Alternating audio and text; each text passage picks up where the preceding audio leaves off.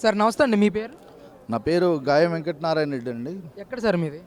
ప్రకాశం జిల్లా మార్కాపురం నుంచి వచ్చాను నేను.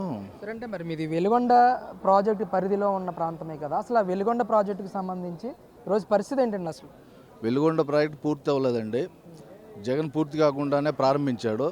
ఇప్పుడు పిల్లర్స్ లేపి స్కెలిటిన్ తయారు చేసి ఇల్లు ప్రారంభించడం ఎంత కరెక్ట్ కాదో, వెలుగొండ ప్రాజెక్ట్ అనేది సొరంగాలు పూర్తయినాయి, నేను జాతికి అంకితం చేస్తున్నాను అని చెప్పి తప్పుడు విధానంతో తప్పుడు ప్రచారంతో చేశాడు. పరదాలు కట్టుకొని సంబంధించిన గ్రామాలకి డబ్బులు ఇవ్వకుండా, నిర్వాసులకు సెటిల్ చేయకుండా పరదాలు కట్టుకొని అక్కడ వాళ్ళని అరెస్ట్ చేసి ప్రారంభించాడు. అదంతా ఒట్టి బూటకం. ఈరోజు నిర్వాసితులకి 1300 కోట్ల రూపాయలు డబ్బులు ఇవ్వాలి, ప్లస్ సొరంగాల్లో ఉన్నటువంటి మట్టిని ఏదైతే కొల్లంబాగు వైపు వేశారో అదంతా కూడా బయటికి తీసుకొచ్చి కొత్తూరు వైపు, దోర్నాల వైపు తరలించాల్సినటువంటి అవసరం ఉంది. దాదాపు 3 మీటర్ల మట్టి పేరుకుపోయిందని చెప్పేసి నిపుణులు చెప్తా ఉన్నారు. అది పెద్ద సవాలు ఈరోజు కూటమి ప్రభుత్వానికి. కూటమి ప్రభుత్వం దృష్టి పెట్టి దాని మీద నిధులు విడుదల చేస్తున్నారు. మొన్న కూడా నా బడ్జెట్లో 400 కోట్లు కేటాయించారు.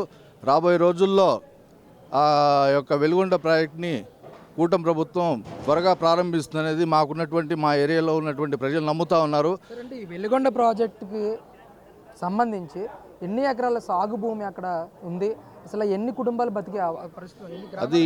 అది పూర్తి కెపాసిటీ నల్లమల్ల రిజర్వాయర్ వచ్చేసి 60 టీఎంసీలు అండి. 40 టీఎంసీల వరకు నీళ్లు పడతాయని చెప్పేసి అంచనా ఉంది. 2 సొరంగాల ద్వారా శ్రీశైలం నుంచి నల్లమల్ల రిజర్వాయర్కి సొరంగం ద్వారా 18 కిలోమీటర్ల సొరంగం ఏర్పాటు చేశారు. 2 సొరంగాలు ఏర్పాటు చేశారు. అత్యంత సాంకేతికతతో కూడినటువంటి ఒక ప్రాజెక్ట్. అది చాలా ప్రతిష్టాత్మకమైనది. 4 లక్షల ఎకరాలు నీళ్లు పారకం వస్తాయి. కడప, ప్రకాశం, నెల్లూరు జిల్లాలో మొత్తం 4 లక్షల రైతులకి వ్యవసాయ పరంగా నీళ్ళు అందించే ఒక ప్రాజెక్టు.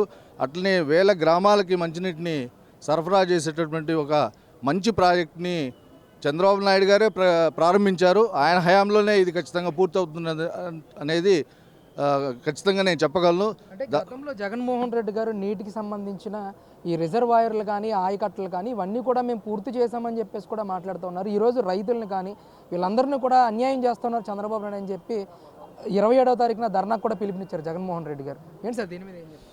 అతను తప్పుడు ప్రచారం అండి. ఏమీ చేయలేనట్టు కుప్పంలో మనం చూసాం. వాటర్ ట్యాంకుల ద్వారా నీళ్లు పోసి ప్రాజెక్ట్ని ప్రారంభించినటువంటి పరిస్థితి. బూటకమైనటువంటి గోబెల్స్ ప్రచారంతో ఈరోజు జగన్మోహన్ రెడ్డి ₹1 ప్రాజెక్టులకు విడుదల చేయకుండా, రోడ్లకు విడుదల చేయకుండా, ఇష్టానుసారం వచ్చిన డబ్బులన్నీ కూడా ఎవరెవరికో పనిచేసి అసలైనటువంటి లబ్ధిదారులకి కానీ, ప్రాజెక్టు కింద ఊరుమ్మడి ఆస్తులను కానీ, ఊరుమ్మడి ప్రాజెక్టులు కానీ పూర్తి చేయకుండా ఈ రాష్ట్రాన్ని సర్వనాశనం చేశాడు. అది ఇప్పుడు ఈ కూటమి ప్రభుత్వం అత్యంత వేగంగా వాటిని పరిష్కరించాల్సినటువంటి పెద్ద సవాల్ ఏర్పడింది. ఈ కాలంలో మనం చూస్తూ ఉన్నాం. చాలా పెద్ద ఎత్తున అమరావతి కూడా టేకప్ చేశారు, పోలవరం కూడా టేకప్ చేస్తున్నారు. మరి ఈ కూటమి ప్రభుత్వం త్వరితంగా అన్ని ప్రాజెక్టులు పూర్తి చేసి రాష్ట్రాన్ని సుభిక్షంగా ఆంధ్రప్రదేశ్గా మార్చబోతున్నది. ఇప్పుడు అనుత్పాదక రంగం అనేది జగన్ చేసినటువంటి పరిస్థితి. ఉత్పాదక రంగంలో అతను ఖర్చు పెట్టలేదు. జగన్ ప్రభుత్వం అంతా నిధులు సారాయి మీద డబ్బులు ఎక్కువ లాగేసి, ఇసుక మీద దోపిడీ చేసేసి, మొత్తం నిధుల్ని డైవర్ట్ చేసేసి ఒక 10 కుటుంబాలు తనకున్నటువంటి తాబేదారులకు పంచిండు తప్ప జనానికి ఏమీ చేయనటువంటి పరిస్థితిలో కూటమి ప్రభుత్వం వచ్చింది. ఈ ప్రభుత్వం ముందు అనేక సవాళ్ళు ఉన్నాయి, అయినా కూడా పరిష్కారం చేస్తారన్నటువంటి విశ్వాసం ప్రజల్లో ఉంది. రాబోయే రోజుల్లో కూడా ఇదే కూటమి అధికారంలోకి వస్తుందని చెప్పి ఘంటాపథంగా చెప్పగలం.